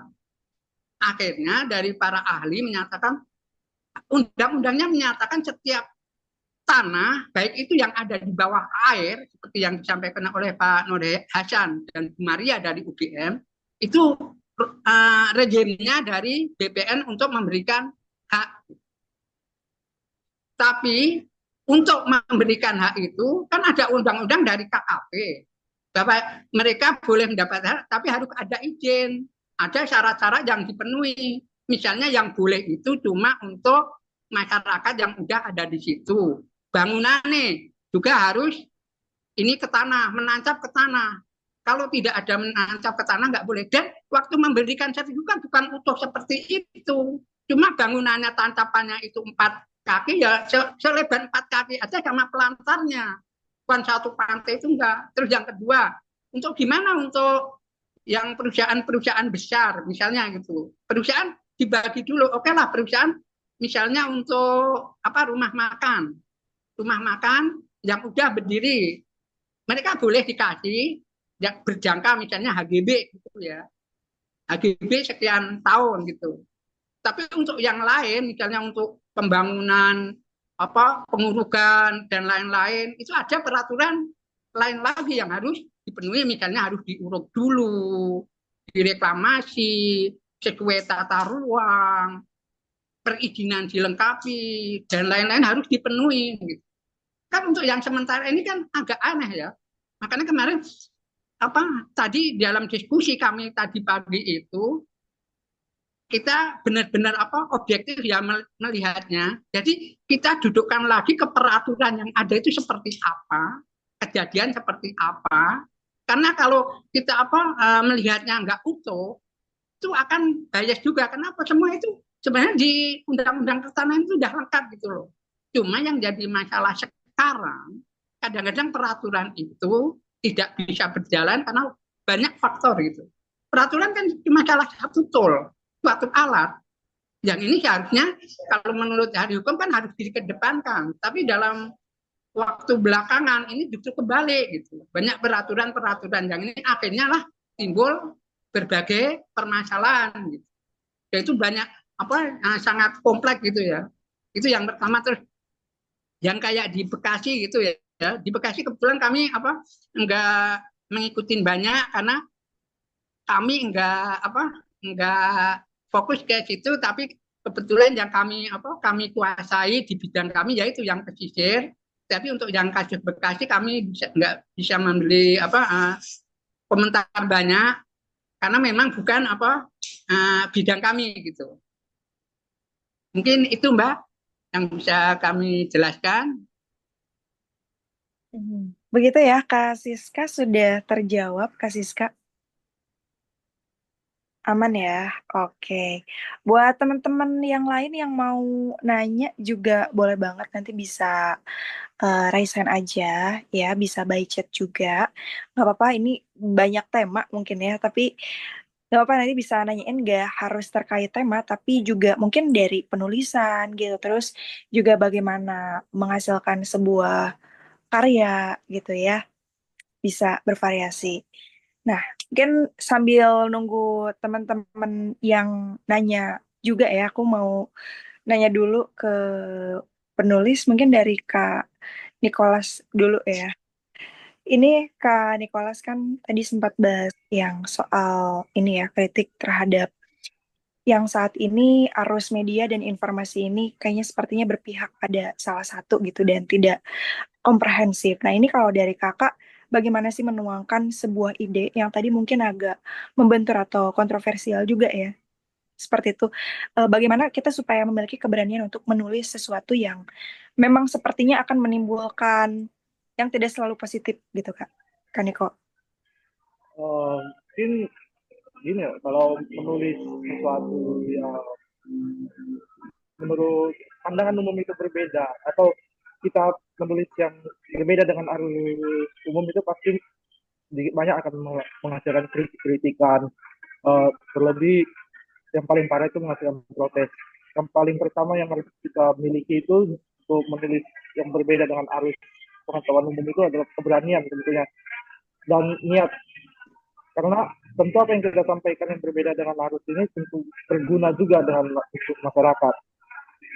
Saya percaya bahwa pandangan-pandangan yang berbeda dengan arus utama dari masyarakat ini, misalnya kita memiliki pandangan yang berbeda dengan masyarakat pada umumnya, itu pasti tetap memberikan kontribusi juga pada masyarakat, termasuk seperti peristiwa 1985 ini, yang masih menimbulkan kontroversi. Menurut saya jika dituliskan secara komprehensif dan tidak menitik beratkan pada satu pihak, uh, dalam artian bisa mengakomodir berbagai pihak yang menjadi korban, menjadi pelaku di tahun tersebut, tentu bisa memberi pengetahuan yang lebih luas kepada masyarakat. Ketika pengetahuan itu menjadi lebih terbuka, kita tentu masyarakat bisa menjadi lebih kritis, lebih terlatih untuk menjadi lebih siap menghadapi masa depan, kemungkinan-kemungkinan yang akan terjadi di masa mendatang, mencegah peristiwa-peristiwa seperti yang terjadi di masa lampau itu sehingga tidak terjadi berulang. Mungkin begitu Mbak dari saya. Penulisan yang berbeda dari yang pertama itu, yang paling pertama itu diperlukan adalah keberanian. Karena menurut salah satu dosen saya, dia mengatakan bahwa tulisan sejarah itu pasti akan melahirkan kontroversi. Jika tidak melahirkan kontroversi, maka belum bisa disebut tulisan sejarah. Mungkin begitu kasarnya, Mbak. Siap, Kak. Mantap ya. Jadi ini sepertinya pergerakannya juga kalau menurut kakak harus dari mana nih? Apakah dari media dulu, dari pemerintah, atau dari mana nih Kak untuk eh, membangun sebuah isu baru gitu ya? Kalau yang saya ajukan di dalam artikel saya kan rekonsiliasi ya, Mbak. Kalau dalam kasus ini, rekonsiliasi dalam hal ini berarti mendamaikan, atau memberi hak-hak yang selama ini tidak didapatkan oleh korban, dan juga memberikan hak juga walaupun pihak lain itu sebagai pelaku untuk memberikan keterangan pada publik sebenarnya apa yang terjadi. Jadi di sini yang perlukan menurut saya itu adalah, ya pasti media itu diperlukan dan berusaha untuk bersifat independen, netral begitu, dan pasti harus mengedepankan fakta itu untuk media. Untuk pihak-pihak lain yang menurut saya paling besar perlu untuk rekonsiliasi ini, terutama adalah pihak yang terlibat, yang dia bisa yang melakukan memberikan akomodasi itu, ya bisa saja pemerintah atau lembaga. Di tahun 2000-an awal ada sebuah lembaga kepemudaan dari Nahdlatul Ulama itu mengakomodasi pertemuan antara pelaku dan korban di tahun 1965. Jadi menurut saya ini sebuah gerakan yang rekonsiliasi yang hebat begitu, karena bagaimana sebuah organisasi di tahun 1965 itu, yakni Nahdlatul Ulama, yang dituduh juga terlibat dalam pembersihan PKI, itu justru mau mengakui kesalahannya dan siap untuk mengakomodasi pertemuan rekonsiliasi antara pelaku dan korban. Jadi menurut saya yang pertama itu adalah keterbukaan semua pihak gitu Pak, untuk siap mengakui. Mhm.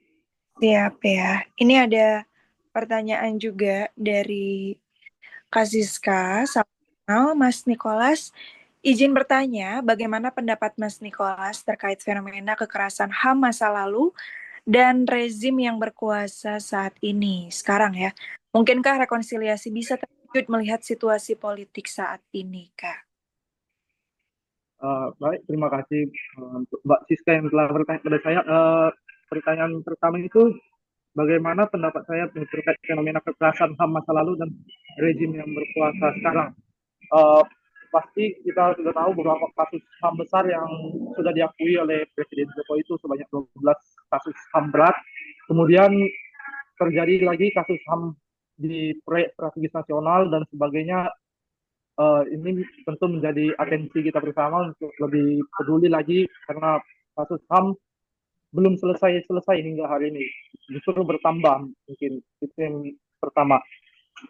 Pendapat saya mengapa fenomena ini bisa terus berlanjut karena itu tadi, berdirinya rezim Orde Baru ini berakhir karena pertumpahan darah di tahun 1965, sehingga ada keterbiasaan rezim politik di Indonesia itu wataknya pemaksaan, sehingga saat ingin melakukan pembangunan dengan dalih demikian harus melakukan kekerasan terlebih dahulu, pemaksaan kepada masyarakat berupa pengusiran, penggusuran,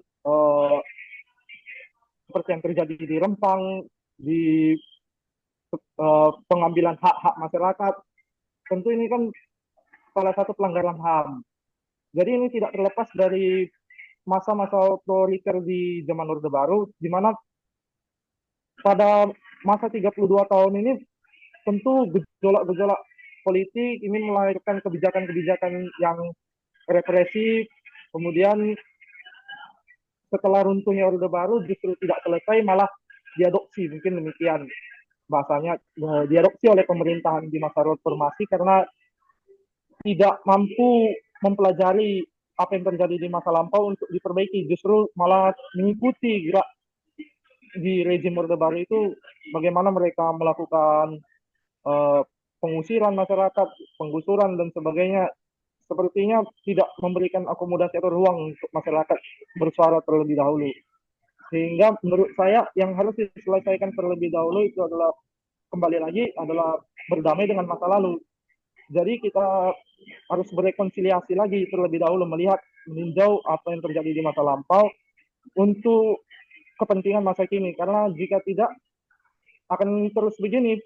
Kita terbiasa, pemerintah kita terbiasa untuk represif karena bagi mereka ya selama kebebasan berpendapat itu terjamin, demokrasi sudah berjalan. Padahal tidak demikian. Hak-hak masyarakat harus terpenuhi, berbagai aspek dan faktor lainnya harus terpenuhi dalam demokrasi. Ada hal demikian. Untuk pertanyaan kedua, rekonsiliasi terwujud dalam situasi politik saat ini, jika ditanya dalam rezim masa ini, ya saya masih pesimis. Tapi untuk di masa yang mendatang, saya optimis bisa, pasti bisa, karena kita berkaca seperti yang terjadi di Argentina, perlu waktu puluhan tahun bagi pejuang-pejuang HAM mereka agar pemerintahnya mau mengakui kesalahan-kesalahan rezim politik masa lampau mereka. Jadi saya yakin bahwa kalau kita sama-sama terus menyuarakan, terus sama-sama mau bersuara demikian, uh, mungkin saja bahwa tidak di rezim saat ini, namun di rezim yang mendatang, uh, mereka mau mengakui kejadian-kejadian di masa lampau. Mungkin demikian jawaban saya. Bagaimana Mbak Siska? Aman, Kak Siska, untuk jawabannya sih. Oke. Teman-teman yang lain juga yang mau nanya boleh ya. Di sini ada Kak Tiles, Kak Anil, Kak Camim, Kak Jihan, Kak Naufal, Kak Sulistiani, Kak Aldi, Kak Ida, dan teman-teman yang lain boleh banget menyampaikan pendapat, komentar, atau juga kalau misalnya ada hal yang mau ditanyakan. Oke, ini ada Kak Tilas Bayu. Silakan Kak Tilas.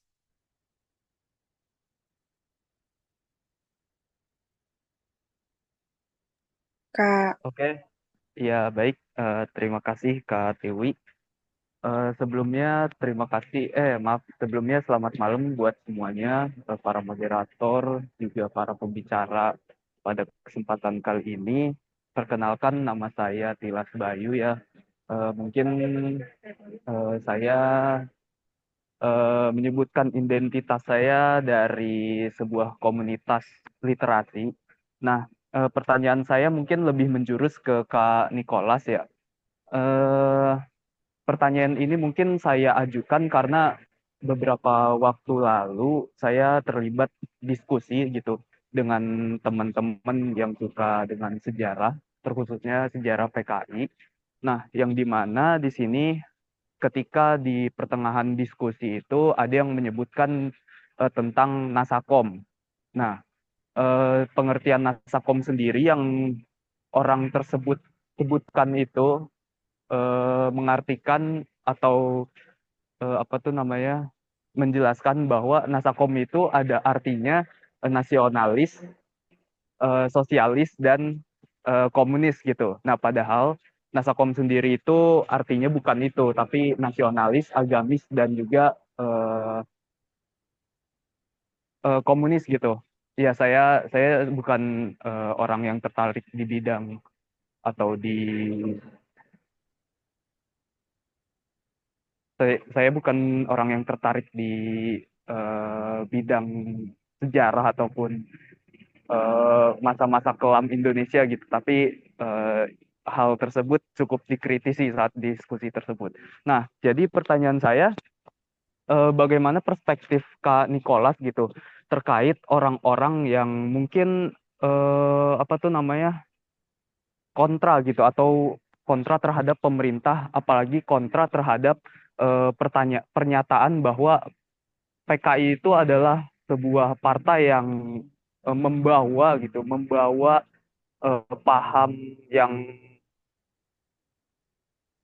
paham yang agnostik gitu, paham yang agnostik ataupun membawa paham-paham tentang ateisme. Nah, padahal menurut teman-teman yang lain, PKI tersebut itu adalah partai yang membawa kesejahteraan gitu bagi masyarakat dengan tiga pilar utama itu yang tadi disebutkan, yaitu Nasakom, nasionalis, agamis, dan komunis gitu. Nah, jadi menurut perspektif Kak Nicholas tuh bagaimana gitu terkait masyarakat ataupun orang-orang yang bimbang gitu, apakah harus pro terhadap pemerintah yang atau apakah harus pro terhadap pemerintah ataupun kontra gitu terhadap pemerintah dengan penilaian dari sejarah PKI yang sudah terjadi sebelumnya begitu. Nah, mengingatkan tadi statementnya Kak Nicholas bahwa masyarakat itu harus menyatukan pikiran gitu, ataupun pikirannya harus seragam tentang sejarah PKI. Mungkin itu pertanyaan saya, kurang lebihnya mohon maaf. Terima kasih. ya, silakan Kak Nicholas. Ya, baik Mbak, langsung saya jawab. Terlebih dahulu, Mas Bayu ya, saya luruskan terlebih dahulu pernyataan saya yang Mas sebutkan di akhir. Maksud saya bukan masyarakat harus berpemikiran seragam, tapi masyarakat di zaman Orde Baru itu dipaksa berpemikiran seragam. Ya, pemikiran yang seragam ini ternyata membawa dampak yang buruk, karena tidak ada melahirkan pemikiran yang kritis dan berakibat pada pemerintahan bisa mengembangkan politik ambang batas, sehingga jalannya kehidupan berpolitik di Indonesia ini bisa diatur sedemikian rupa oleh pemerintah karena masyarakat memiliki pemikiran yang seragam. Mungkin itu yang bisa saya luruskan terkait pernyataan saya. Kemudian tadi Mas Bayu bertanya bagaimana pandangan saya tentang masyarakat yang masih memandang atau masyarakat yang memiliki pandangan umum terkait PKI, dalam artian adalah anti komunis, dengan menyebutkan komunis sama dengan ateis dan sebagainya. Di sini saya ingin berbagi sedikit sumber bacaan saya, karya dari Budiawan, seorang sejarawan juga. Dia menuliskan buku berjudul mematahkan warisan wacana anti komunis Orde Baru. Mengapa bukunya dituliskan demikian? Karena ia ingin mematahkan wacana anti komunis yang dilahirkan oleh Orde Baru. Mengapa wacana anti komunis ini begitu kuat? Karena Orde Baru sukses membangun sebuah diorama, sebuah bangunan anti komunis yang itu kuat di tengah-tengah masyarakat, sehingga masyarakat begitu ketakutan. Salahnya bagaimana? Salah satunya adalah menakut-nakuti masyarakat bahwa komunis ini adalah orang-orang yang tidak percaya dengan Tuhan. Di sini dijelaskan oleh Budiawan bahwa PKI itu sendiri lahir dari pergerakan agama. Banyak tokoh-tokohnya itu yang justru merupakan sebelumnya adalah orang-orang Muslim yang berpemikiran progresif dan dan tertarik dengan pemikiran progresif, dalam hal ini adalah komunis. Jadi mereka mendirikan apa yang dikenal dengan Syarikat Islam Merah, yang kemudian beralih menjadi PKI di kemudian hari karena bergabung dengan organisasi milik Heng Snaplier. Jadi menjadi sebuah partai komunis Indonesia. Pandangan masyarakat umum tentunya memandang bahwa PKI ini ateis itu didorong oleh pembantaian Madiun. Ini peristiwa yang menurut saya menjadi sumber masalah karena terlalu tidak dikaji lebih dalam, namun justru dijadikan acuan untuk membenci PKI, demikian.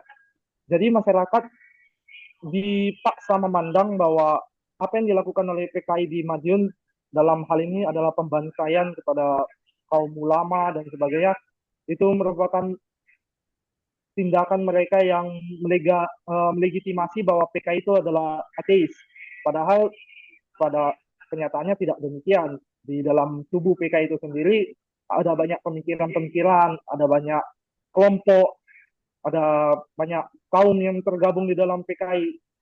Memang terkait dosa-dosa PKI juga segudang, seperti menyebutkan 10 setan desa yang diantaranya ada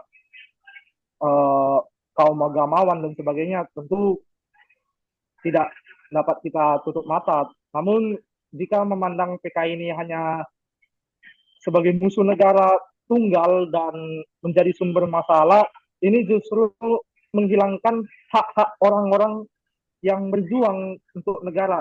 Salah satu contohnya siapa? Pramudianan Satur, Tan Malaka dan sebagainya. Seperti yang kita tahu bahwa Pramudianan Satur ini mengkritisi kolonialisme dan pendudukan Jepang, namun karena keterlibatannya dalam lekra justru disingkirkan, sehingga Tan Malaka sendiri juga membantah bahwa dirinya bukan orang yang dekat dengan komunis. Dia memang berpemahaman komunis, namun dia tidak mengambil bagian dalam komunis dan justru menentang banyak pergerakan-pergerakan. Salah satunya adalah menentang pemberontakan PKI di Madiun. Jadi jika masyarakat memiliki pemandangan yang seragam bahwa PKI ini adalah musuh negara, PKI ini adalah teis, maka gerakan-gerakan progresif kita ke depan itu justru terancam menjadi dituduh bahwa kita terlibat dengan PKI dan sebagainya, dituduh menjadi simpatisan PKI. Mungkin saja jika ada penulis-penulis seperti saya yang mengangkat tahun 1965 ini, yang memandang dengan berbeda dengan arus utama, dituduh menjadi simpatisan PKI. Dan salah satu yang paling unik itu adalah Pak Hilmar Farid ya, yang dituduh di tahun 2015 kalau tidak salah, ia dituduh sebagai simpatisan PKI karena menulis berbagai tulisan-tulisan yang mengangkat pelanggaran HAM di tahun 1965. Jadi menurut pandangan saya, bagaimana memandang masyarakat harus memilih yang mana, yaitu kembali lagi menjadi perspektif sejarah masing-masing. Ya, kita tidak bisa memaksakan pemahaman kita sendiri kepada orang lain karena itu juga merupakan pelanggaran HAM. karena setiap orang juga berhak untuk memiliki pandangannya sendiri. Tapi sebaik-baiknya pandangan tentu adalah pandangan yang berpegang pada fakta. Dan saat ini fakta yang bisa disampaikan adalah di tahun 1965 terjadi pembantaian besar-besaran. Berdasarkan data yang dilampirkan, tentu walaupun disangkal oleh berbagai pihak, tidak dapat menutupi fakta tersebut. Jadi menurut saya yang justru yang harus kita lakukan bukan lagi membahas siapa pelakunya, bagaimana PKI dan sebagainya, tapi rekonsiliasi dengan korban dan pelaku. Mungkin demikian. Bagaimana Mas Bayu? Bagaimana Mas, aman ya? Oke, baik. Terima kasih Kak Nicholas. Mungkin boleh minta waktu sedikit buat namanya itu menanggapi pernyataan dari Mas Nicholas. Apakah boleh, moderator? Boleh. Ya, oke. Sebelumnya sekali lagi terima kasih Mas Nicholas atas pernyataannya atau jawabannya. Ya, mungkin saya setuju banget dengan pernyataan Mas Nicholas bahwa pandangan kita gitu terhadap sejarah, apalagi PKI gitu, itu tergantung perspektif kita atau pandangan kita. Tapi pandangan yang baik itu memang harus berpegang teguh pada fakta. Nah, mungkin sedikit tambahan dari saya. Kalau misalnya saya lihat-lihat itu masyarakat itu ada yang percaya bahwa pembantaian yang terjadi di Madiun itu bukan dosa PKI, melainkan adalah karena pada saat itu terjadi konflik internal di TNI seperti itu. Nah, apakah hal itu memang benar dan apakah karena hal itu juga PKI disebut sebagai musuh negara itu karena si pihak TNI ini mengkambing hitamkan PKI supaya PKI itu dipandang masyarakat sebagai pembawa pembawa ideologi atau pandangan yang buruk gitu, entah itu pandangan tentang bahwa PKI itu penganut ateisme ataupun orang-orang yang membawa masyarakat kepada paham yang agnostik gitu. Nah, mungkin gimana tuh menurut Mas Nicholas? Langsung saya jawab aja ya Mas Bayu. Menurut saya itu juga merupakan salah satu kajian atau pandangan dari peneliti. Salah satunya adalah namanya adalah John Rosa. Itu lahir dari penelitian dia yang menyebutkan bahwa apa yang terjadi di tahun 1965 itu adalah konflik internal angkatan darat dan justru tidak melibatkan PKI ya. Atau dalam hal ini PKI dikambing hitamkan untuk ambisi segelintir kelompok dalam tubuh militer. Menurut saya tentu kajian-kajian seperti ini masih mengambang bebas, bahkan kajian dari pemerintah sendiri masih mengambang bebas. Yang perlu kita lakukan sekarang ini tindakan konkret menyelesaikan bagaimana penyelesaian kasus yang masih menimbulkan duka begitu. Terkait siapa pelakunya, terkait bagaimana masyarakat harus memahami, apalagi bagaimana ada yang menyebutkan konflik internal, ada yang menyebutkan ini pelaku tunggalnya PKI, bahkan yang lebih ekstrim ada yang menyebutkan ini ulah Presiden Soekarno, Presiden Soeharto. Tentu ini ya kita hormati sebagai kajian-kajian yang berusaha menjawab apa yang terjadi di tahun 1965, walaupun kajian-kajian tersebut diputuskan sampai hari ini juga belum dapat dijawab siapa pelaku pastinya. Mengapa tidak terjawab? Ya karena ketidaksiapan pihak-pihak yang terlibat, baik itu korban maupun pelaku, tidak siap untuk mengorek-ngorek luka yang telah berlalu.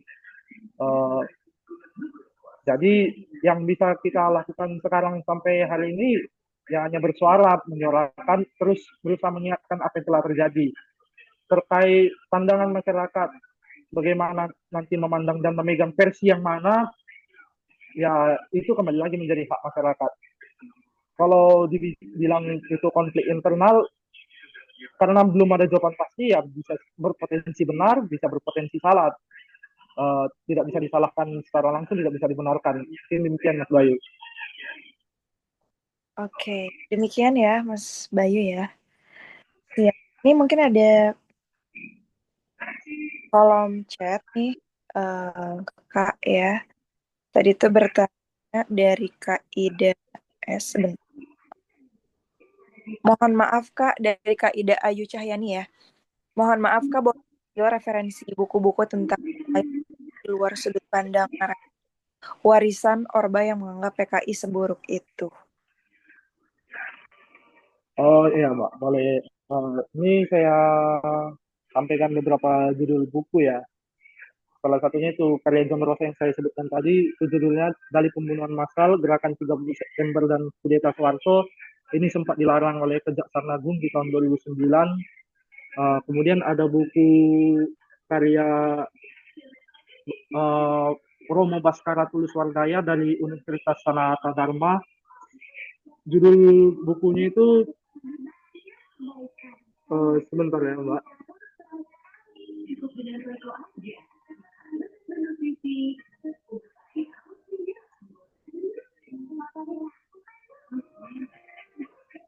Judul bukunya itu Tahun yang Tak Pernah Berakhir, Memahami Pengalaman Korban 65. Ini esai-esai sejarah kumpulan tulisan-tulisan pengakuan korban. Kemudian ada Suara di Balik Perahara, narasi tentang tragedi 65. Kalau Mbak Ida bergabung di dalam grup, nanti bisa saya kirimkan di grup WA beberapa referensi-referensi yang bacaan yang berbeda dengan pandangan umum, biar mempersingkat waktu Mbak. Iya, begitu ya Kak Ida ya. Udah gak kerasa juga udah mau jam 8:30. Tapi mungkin kita mau nanya sedikit lah ya closing statement atau juga teman-teman yang masih mau nanya kalau ada pertanyaan nggak apa-apa sih, masih boleh ya. Kita ke, oke makasih Kak Nicholas, kita ke Kang Maman. Mau nanya ke Kang Maman, ini kan tadi ngebahas terkait sejarah itu ya, dari Angklung Ujo ini gitu. Dan ternyata banyak hal yang menginspirasi. Kalau dari Kang Maman melihat sejauh ini generasi muda ya, apalagi kan Kang Maman juga seorang guru. Apakah saat ini banyak generasi muda yang terinspirasi dari sejarah? Atau sebetulnya masih banyak nih anak muda yang masih kurang aware dan bisa memaknai hal-hal yang positif dari masa lalu? Gimana nih Kang? Bentar, oke, terima kasih banyak. eh hmm, Mengenai masalah di sini mungkin bisa disebut fokus utamanya adalah kesadaran sejarah ya.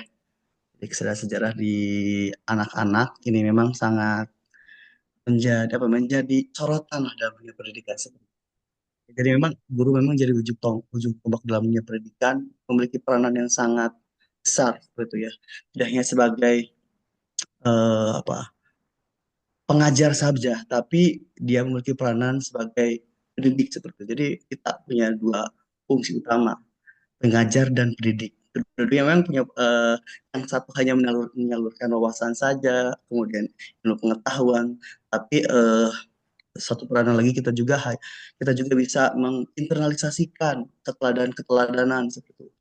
Memang guru menjadi contoh bagi siswa sebenarnya. Memang cukup berat menjadi tugas sebagai seorang guru dalam hal ini dalam sejarah. Memang ini tugas penting juga bagi seorang guru sejarah. Salah satunya apalagi dengan tantangan zaman yang begitu semakin berubah, ini menjadi tantangan berat juga bagi kami untuk menghadirkan sesuatu yang sifatnya abstrak ke dalam kelas, atau mungkin sebaliknya kita bisa jalan-jalan keluar kelas dengan outing kelas, file trip, kemudian ada lagi kegiatan-kegiatan seperti halnya study tour dan masih banyak lagi. Jadi kami sebagai guru sejarah memang sangat tertantang dengan berbagai banyaknya perubahan. Kemudian kita menciptakan strategi pembelajaran yang menyenangkan, kemudian pembelajaran-pembelajaran yang tidak hanya menyenangkan saja, tapi memiliki makna tersendiri seperti itu. Satunya itu salah satu usaha yang dilakukan oleh tenaga pendidik atau guru bisa memberikan pembelajaran yang bermakna bagi anak-anak. Jadi tidak hanya sebagai wawasan saja, tapi tugas dari seorang guru sejarah adalah memberikan pesan. Salah satunya adalah nilai-nilai keteladanan, tokoh pahlawan, kemudian ada juga nilai-nilai tersendiri dari peristiwa-peristiwa yang kita kaji. Satu strateginya tidak hanya dengan di kelas saja, tapi kita bisa mungkin berdemonstrasi atau gurunya menjadi seorang Siddhartha Gautama seperti itu, kemudian kostum atau bercosplay menjadi tokoh-tokoh tertentu seperti halnya Hitler atau dan masih banyak lagi, itu membuat anak menjadi lebih tertarik seperti itu. Salah satunya itu sering saya lakukan di kelas, tiba-tiba masuk kelas temanya tentang Jepang. Saya pribadi jadi tentara Heho, kemudian satu anak saya suruh untuk ganti pakaian menggunakan pakaian peta, jadi bisa dibedakan oh tugas dan fungsi peta dengan Yahoo berbeda. Jadi anak akan lebih apa ya langsung eh, apanya belajar secara langsung. Oh seperti inilah dan masih banyak lagi. Tetapi pada intinya memang dalam pembelajaran sejarah banyak sekali pendekatan-pendekatan yang bisa dilakukan supaya anak-anak bisa sadar akan dirinya sebagai bagian dari Indonesia, sadar akan dirinya sebagai bagian dari bagian dari siswa yang punya tanggung jawab untuk bisa menjaga nama baik dirinya, nama baik sekolah, nama baik kedua orang tua, bahkan bangsa. Dan salah satu peran yang paling penting adalah ujung tombak dari dunia pendidikan adalah guru sejarah, karena eh, inti dari pendidikan karakter itu salah satunya ada peranan dari seorang guru sejarah. Ya, banyak. Siap ya Kang. Mudah-mudahan juga bisa sukses nih mendidik generasi muda supaya lebih mencintai sejarah dan mengambil hikmah dari perjalanan sejarah gitu. Baik, dari Kak Adipatra Kenarok mungkin mau menyampaikan juga nih Kak terkait bagaimana untuk terus menggali hal-hal sejarah yang belum banyak diketahui gitu ya, supaya meningkatkan antusiasme lagi, kemudian juga hal-hal lainnya gitu. Silakan nih Kak. Iya Mbak, jadi kalau saya karena mungkin bukan basicnya sebagai orang sejarah ya, tapi mungkin bolehlah sedikit sharing-sharing juga. Dan saya izin kepada Mas Nicholas juga Mas Maman dan teman-teman juga. Saya lihat tadi juga diskusinya juga cukup menarik dan menjadi penambah wawasan saya juga yang sebenarnya, karena saya bisa dibilang newbie juga di sini, junior juga untuk terjun dalam penulisan sejarah dan apa biasanya mengetahui terkait sejarah-sejarah. Kalau dari saya sih mungkin lebih ke bagaimana kita bisa meriset lebih dulu, karena memang kalau sejarah itu kan ya balik lagi semua harus berkaitan dengan fakta. Maka dari itu jangan sampai hal-hal hal-hal yang paling mendasar yaitu riset ataupun mencari tahu lebih dalam lagi terkait sejarah itu jangan sampai dilupakan, karena eh, sejarah itu bisa dibilang kita bahasanya itu penting untuk memahami sejarah bangsa dan tanah air, karena itu sebagai peran peran dan identitas bangsa kita. Maka dari itu teman-teman ketika emang mau menulis sejarah atau mengetahui sejarah, perbanyak literasi, perbanyak juga buku-buku yang hari ini jangan cuma jadi satu pandangan, mungkin dari buku yang lain atau pandangan-pandangan lain, karena itu diperlukan dalam untuk mendalami suatu sejarah yang bangsa kita. Mungkin seperti itu sih Mbak. Siap Kak, terima kasih banyak ya. Oke, dari Kak Siska, karya-karya dalam 1 tahun temu sejarah akan dijadikan buku. Nah, nanti kita coba pikirkan lagi ya, teman-teman, untuk hasil karya dari, karena kan kalau sekarang sudah dipublis, tapi kalau ada sesuatu lagi nanti dari hasil artikel teman-teman, mungkin nanti kita bisa follow up kan, gitu ya. Sehingga mudah-mudahan nanti bisa dibaca lebih luas lagi.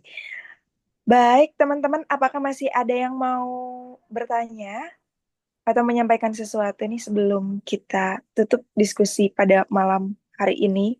Karena kalau tadi ngomongin rame-rame ya, dari pembahasan PKI juga panjang, sepertinya menarik banget kalau nanti ada sesi khusus ya terkait hal ini gitu. Oke, baik, kita hitung ya dalam waktu 5 detik. Kalau nggak ada yang nanya, kita tutup teman-teman. Oke, 1, 2, 3, 4, 5. Oke, sepertinya sudah cukup ya. Karena komprehensif sekali, tapi luar biasa dari obrolan kali ini banyak banget yang bisa diambil teman-teman karena yang ikut lomba tuh lumayan banyak ya, ada sekitar 144 dan tulisannya juga bagus-bagus, menarik-menarik gitu. Cuman kita ambil 4 yang terbaik. Mudah-mudahan nanti teman-teman kalau ada waktu bisa baca-baca juga buat nambah referensi karena banyak hal-hal nih yang kita tidak tahu ya, yang kita tinggal di Jawa ternyata di Sumatera, di Kalimantan ada peristiwa apa yang diulas sama peserta gitu ya. Mudah-mudahan ini juga jadi inspirasi kita semua dan mudah-mudahan pekan menulis artikel sejarah ini jadi pendorong nih supaya kita juga terus mencintai, menggali dan melestarikan sejarah di seluruh Indonesia. Bahkan sampai mancanegara juga ya karena selalu terkait tentunya apa yang terjadi di negara kita dengan apa yang terjadi di luar.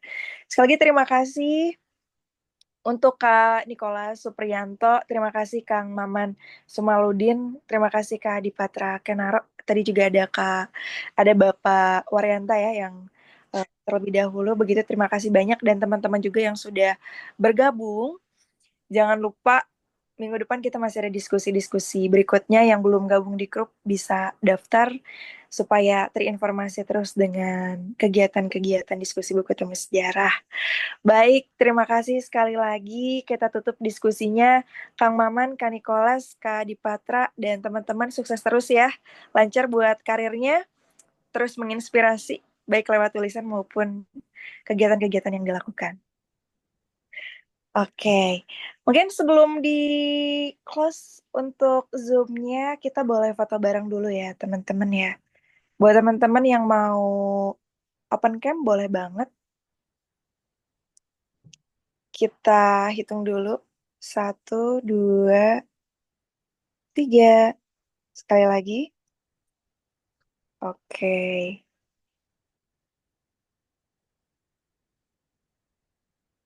Iya. Siap. Makasih teman-teman. Makasih sekali lagi buat para penulis terbaik. Pokoknya mantap, keren, sukses. Kita mudah-mudahan bisa ketemu lagi di event-event berikutnya. Selamat malam teman-teman. Selamat beristirahat. Lancar buat semua aktivitasnya. Sampai ketemu minggu depan. Bye. Terima kasih hatur nuhun panitia. Makasih Kang Maman, terima kasih semuanya teman-teman.